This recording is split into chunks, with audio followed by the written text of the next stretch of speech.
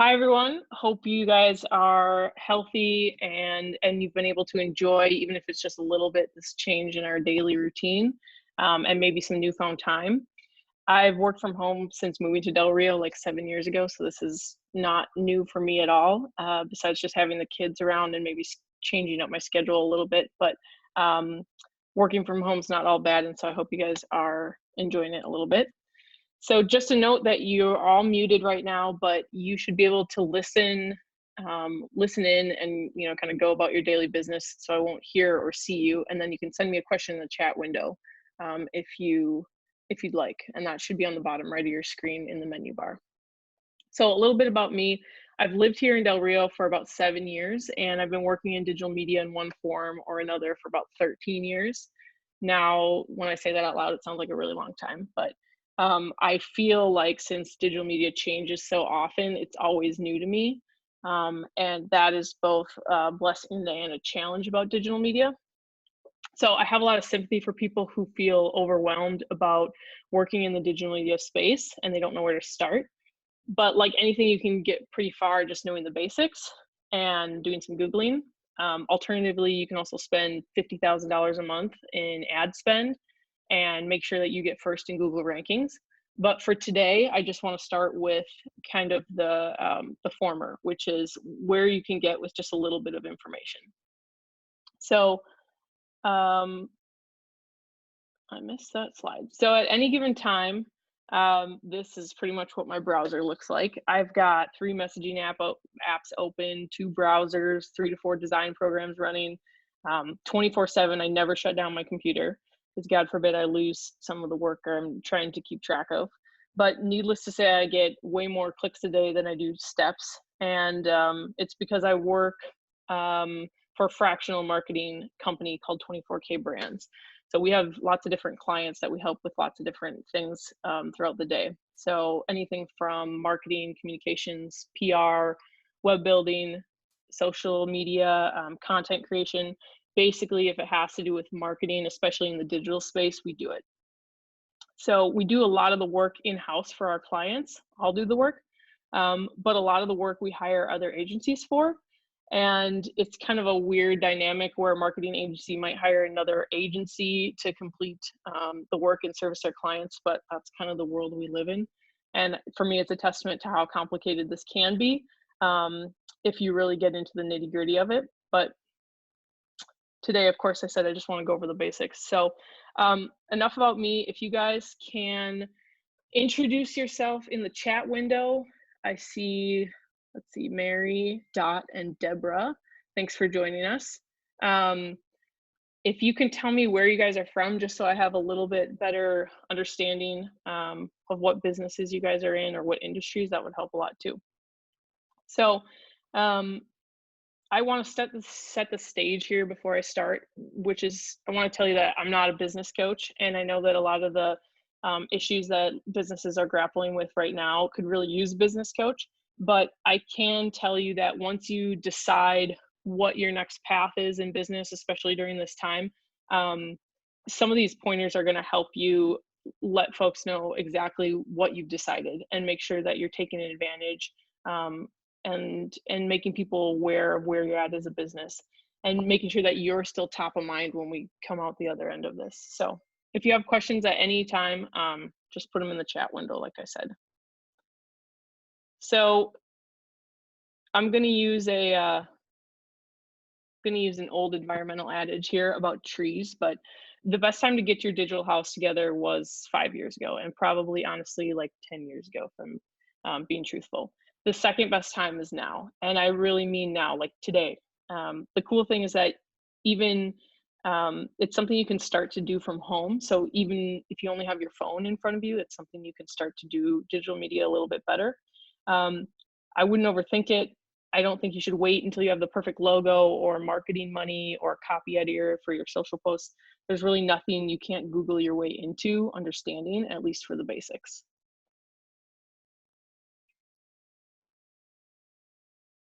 Joel is Air Force and marketing and promotions as a side hustle. Megan from the Chamber of Commerce. And who else we got? Mary from the Chamber.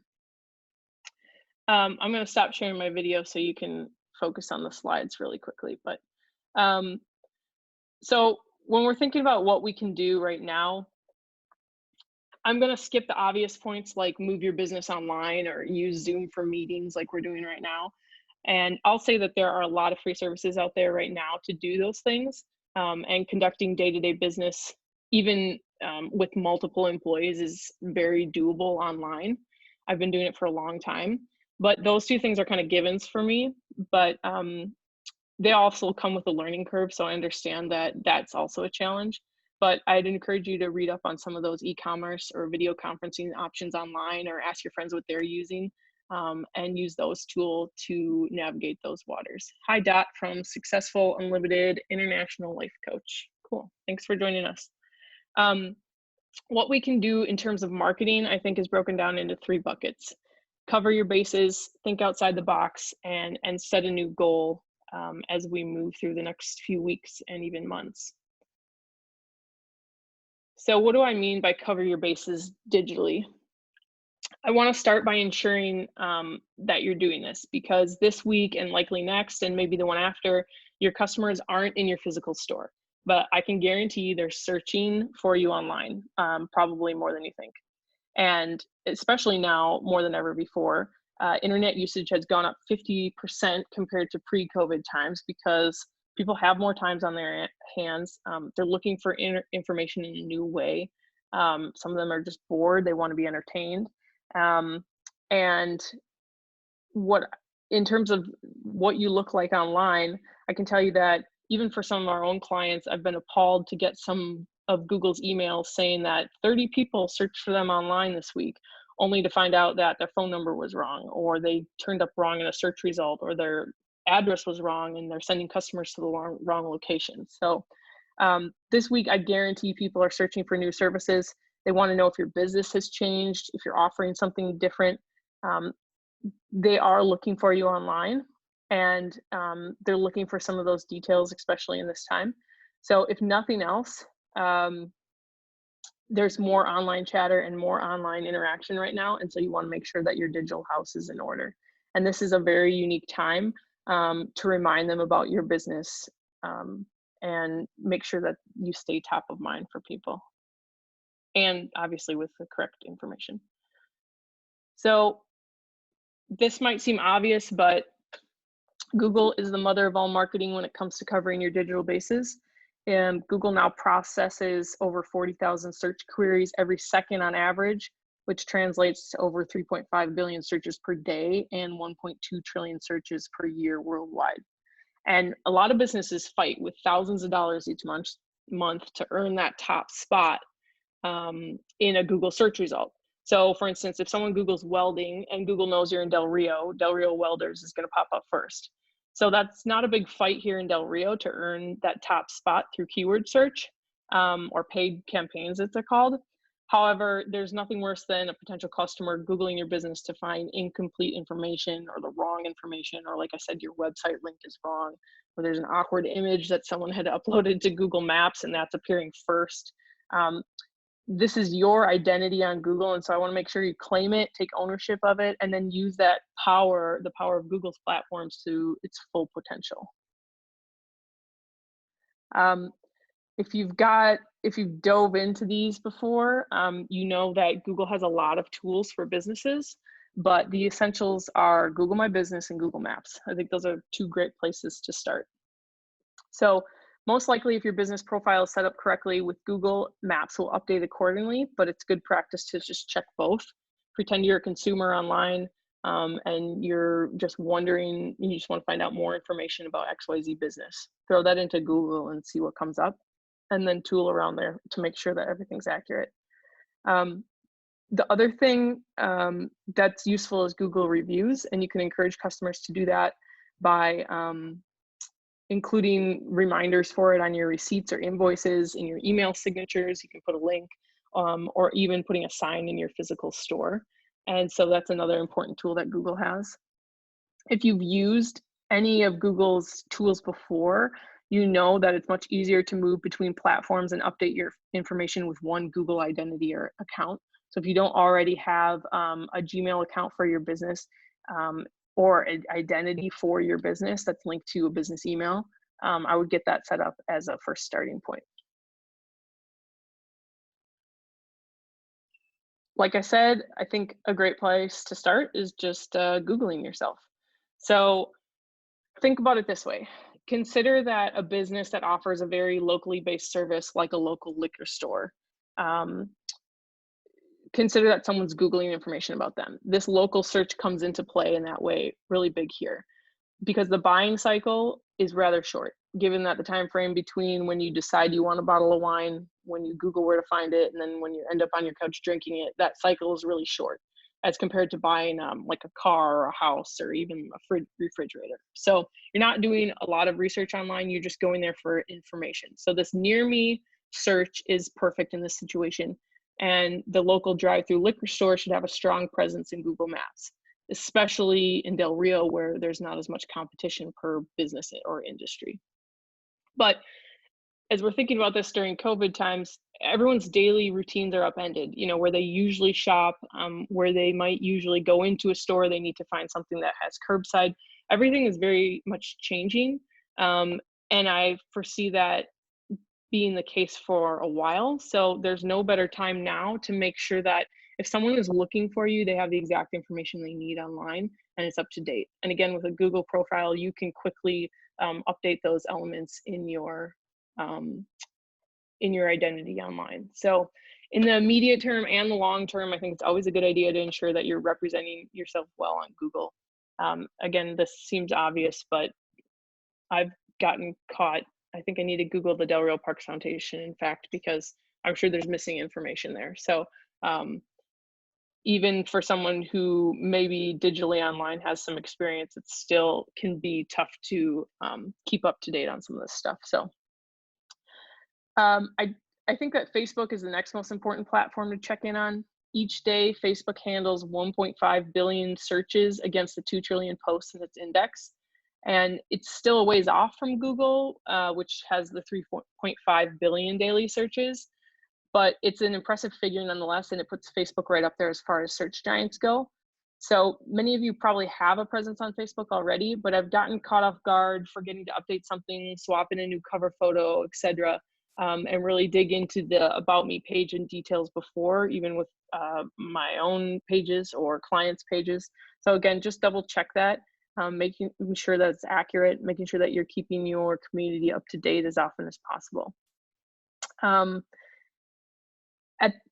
At the very least, I think you need to be using these tools. Obviously, there's a lot more to be doing in terms of content online, posting on Facebook, posting on Instagram, tweeting. You can even post on Google My Business to keep people up to date that way. But again, this is the basics, and this is a checklist just to remind yourself of the starting points for these. So the last thing I just want to remind people about, which I think gets overlooked, is that you can sell on both Facebook and Google. Google has the shopping tab, as well as it returns Google shopping results in a general search. So you can set up to show your products with a Google Merchant account. And Facebook has the shop tab if you enable it on your Facebook page that you can add through your business account. And they operate a little bit differently in that Google shopping results link back to a business website, whereas Facebook uses the Facebook platform for processing the sale. You can also link Facebook with many of the popular e-commerce platforms, so you have options there, but it is a tool that's available. And I think that, especially for a lot of us in maybe a smaller town, our tendency is to think only about local sales, especially if we're talking about like Google search results. But if you offer a product that people might not be able to get anywhere else, but here in Del Rio, there's probably a potential that you can expand your market by putting products or services online, especially if you own that space in Google search results. So think about if you are selling a particular product and maybe it's people can't get it anywhere else, then being on shopping and having a merchant account, or maybe being on Facebook in terms of selling products there, might be a good idea. So that's kind of Facebook and Google, and there's obviously many other platforms to be on, like I said, Twitter, Instagram, TikTok, Pinterest, YouTube. And having a presence there is just a matter of resources, in my opinion. So it's great to be on all the platforms, but I think Google and Facebook are two of the platforms that you need to be on, especially right now. So the second thing I think that we all need to start thinking about is thinking outside the box. And once you have those digital bases covered and you're looking legit online, depending on your business, it might be time to pivot from your current business model. And again, here's the part where I'm not giving business advice, but the part where I'm reminding you that there's opportunity in this present situation to build your brand. And yes, as bad as it sounds, to market to yourself. So maybe you never wanted to be online or needed to, but with the economy shuffling so quickly and many businesses unable to carry out their normal function, it tragically might be time to pivot or die when it comes to profits. So obviously the big brands understand this from the second they knew things were changing. And they started taking advantage of the coronavirus to totally shift their business models. They moved fast, and in the eyes of the public, I think they'll be seen as some of the heroes when we emerge. These brands are still offering something new, um, or these brands are offering something new. They're filling a current need, or they're streamlining their business model just to do one or two things that are most essential right now. So that'll be different for every business, but most businesses are being forced to make those changes. Here's some examples of kind of how they were doing that. Brands like Ford are partnering with 3M and GE Healthcare to make respirators and ventilators. Loom, a video recording and sharing service, has made Loom Pro free for teachers and students at schools, universities, and educational institutions. They've also removed the recording limit on free plans and cut the price for Loom Pro in half. At Pizza, CEO Michael Astoria notified employees last week that the company is offering free unlimited pizzas to them and their immediate families, as well as hospital workers. The company is also raising hourly pay by $1 and 14 days of health and safety pay to employees who have tested positive. U-Haul has announced 30 days of free home self or 30 days of free self-storage to all college students who've been impacted. And restaurants like Ideal Bite Community Kitchen are donating food to organizations like Cass Community Social Services, which is a nonprofit working with at-risk communities in Detroit. Obviously, these companies have the muscle to flex when it comes to cash flow and taking on a short-term loss in profits, but they're playing a long game, as I think they should, and are reminding customers what they stand for in these difficult times. So here at home, our small businesses likely don't have the ability to invest in new ventures in this way, but the guiding principle can still be help first and do the right thing. And I've seen that messaging across lots of different businesses in the last few weeks, especially the ones that are doing it right. You're not taking advantage of the situation in terms of exploiting customers or clients or building relationships in the community.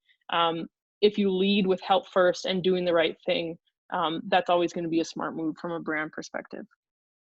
So these best marketers who've launched new campaigns, shifted their business models, they know that customers are won and lost based on an emotional connection to a product. So these brand loyalists are built through that deeper connection, whether it's a product that's associated with a particular memory or maybe a business that stepped out of their comfort zone for a particular community in this time of need. And locally, I've seen some really good examples. Top to bottom, for instance, as you see here, it's a pressure washing company. They began sanitizing playgrounds in Del Rio over a week ago. And, I don't even know if they ended up fulfilling what they wanted to do, but they stepped up right away in a big way to help. And it probably didn't help their bottom line, but it told people who they were, let everyone know what they were doing to help.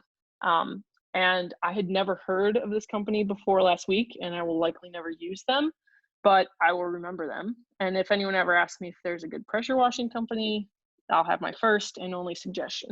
So essentially that's successful marketing. And I think that's something that we can be looking to when we're thinking about what the next step is in marketing for some of the businesses, especially local. So another great example is Mesquite Creek Outfitters, and they're a local favorite. They've done an excellent job of not only shifting their business during the last few weeks, but also making sure everyone knows about it, which is what marketing is all about. Their marketing and social media presence is top of mind constantly for many Del Rioans because they're posting, reminding us, creating events. They're showing us what they have to offer. They're creating new graphics. And they're really prolific in the digital space so that they're always top of mind. So for instance, this week and last, I think they've offered shopping, beer, live music, all while being quarantined. And I think that people are really applauding and appreciating them for that. I know I am. I'll probably be headed there as my first stop when we are released. But they're another great example of a local business that's shifted a little bit and then reminded people using digital media where they're at. So again, I'm not a business consultant, but if you're paying attention, you know that things are going to be different even after shelter-in-place orders are finished. So it's a good time to consider what your business should be chatting about or looking like in a week or 2 weeks, or even 3 months down the road, depending on how things shake out. So I would start from there and kind of work backwards. You know, you want to be thinking about, would you prefer that you're still top of mind for your clients and customers? And how can you accomplish that without creating this big gap in the relationship you have with them? So I'm sure so many businesses are in survival mode, but if you have the luxury of a little extra time to build your brand digitally, I think it's always a worthwhile payoff. And in lots of ways, it's free. You know, that you don't have to invest in new equipment or even hire new people. You can use the people that you have and the free tools that are online to start making sure that this is your online presence is at least building some foundation right now. So my third area of focus is to set some new goals. So instead of clinging to any historical monthly sales or quarterly goals that maybe you had, I think now is a great time to refocus that energy into building your awareness, brand equity, and most importantly, maintaining those relationships with your customers or your clients or your community or the broader network of your organization, whatever that might be. So shifting the goalpost towards awareness and that brand perception will help keep your brand in front of audiences and maintain and hopefully even grow your brand equity while your sales goals are kind of in flux and being adjusted. And now is also a great time to drive traffic to your website or your engagement on your social pages or even build an email database so that when things return back to normal, you'll have a robust and attentive audience ready to engage with you or still engaging with you when the economy turns around or when we're back to business as usual. So that begs the question, of course, if we want to build these digital relationships, how do we do it? And I think that's where being a human comes in. And luckily we are all that. So every brand has a story to tell. And those brands have spent millions perfecting it. If you think about some of the big brands across America or even the world. But when you boil down their marketing, it's always about authentic human stories and human emotions. And most of us, I'm going to assume all of us, don't have thousands to spend on marketing campaigns, especially now. But so many of the tools available to use are free.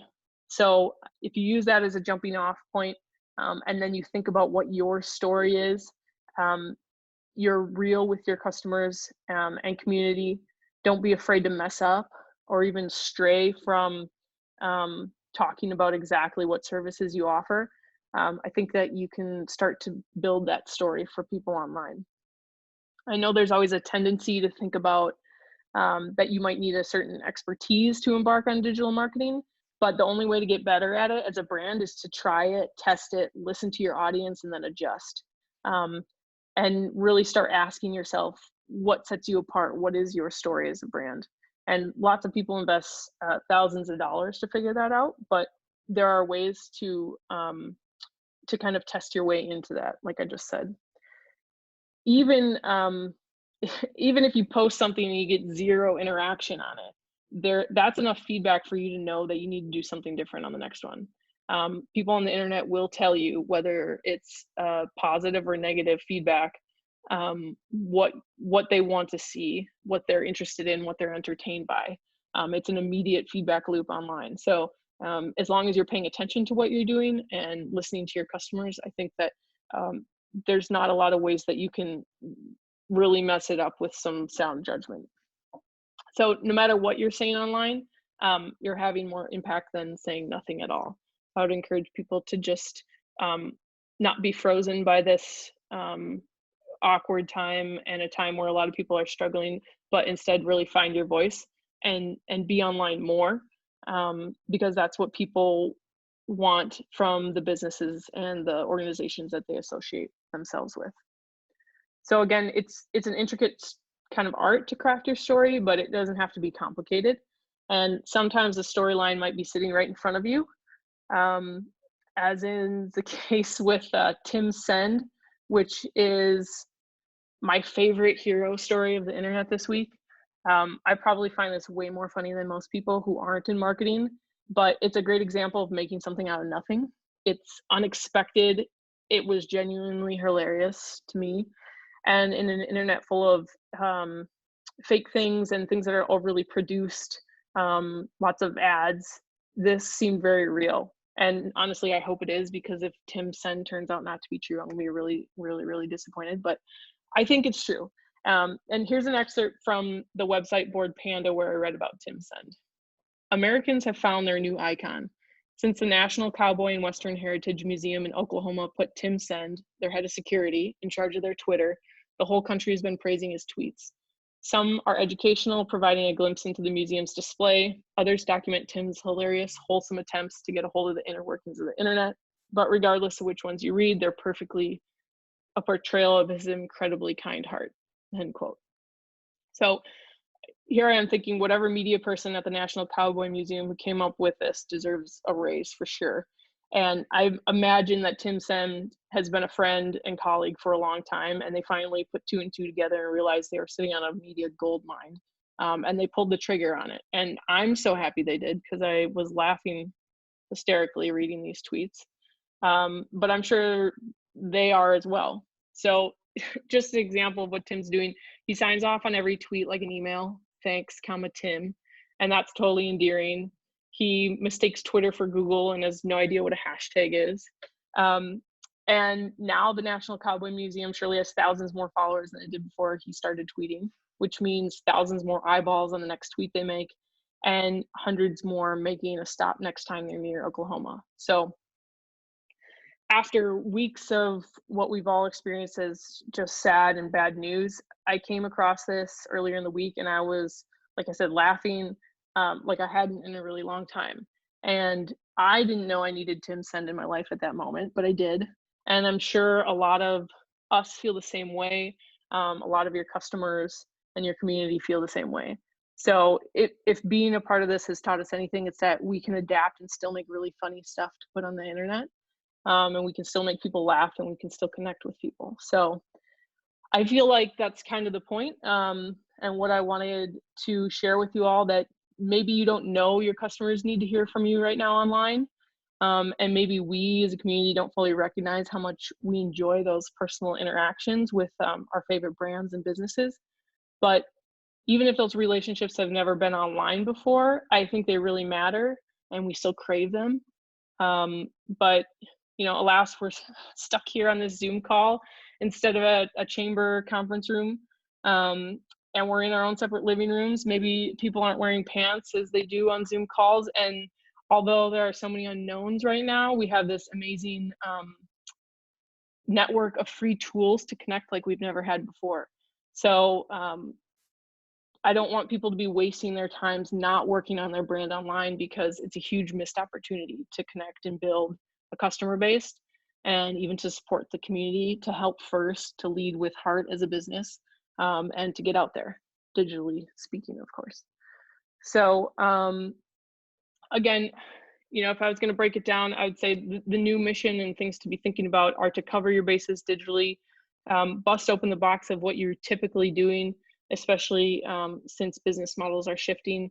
And then if you can be the Tim Send of the internet, be the Tim Send of the internet, because he was hilarious and a really unique bright spot in way to connect with customers, that we all celebrate and shared probably a billion times. So if there's anything I missed, like I said, I didn't exactly go through content strategies, or how to create graphics, or how to work PR, but I wanted to just give a broad overview of some of the things that I'm thinking about as a digital marketer in these times, and some things that you guys can be thinking about and hopefully take away.